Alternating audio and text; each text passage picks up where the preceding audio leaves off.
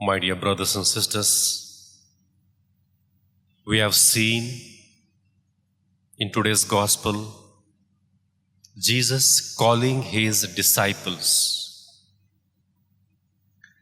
I would rather say he called his apostles among the disciples.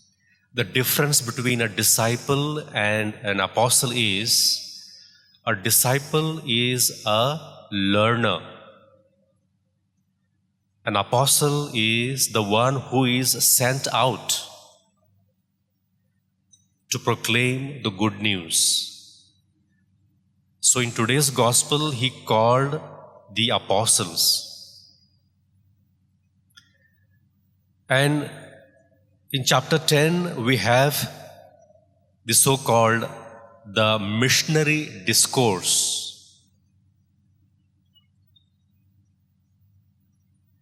A disciple is useless until and unless he has a mission.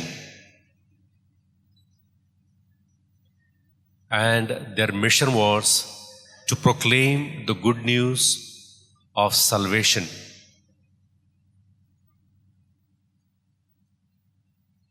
And he chose them, and also he strengthened them by giving them authority over demons and diseases. Now let us spend a moment. Whom did Jesus call? What type of men did he call? He did not call extraordinary men. The disciples he chose had no wealth, had no academic results or background. Neither they had social status. They were ordinary men. Jesus did not call extraordinary men.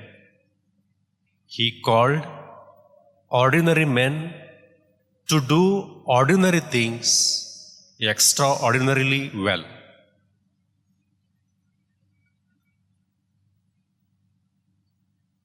He saw in the ordinary men not what they were, but what they could become by his influence and power. And among them,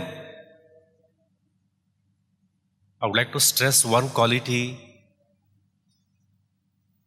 that Simon the Zealot and Matthew the tax collectors were opposite in their ideology.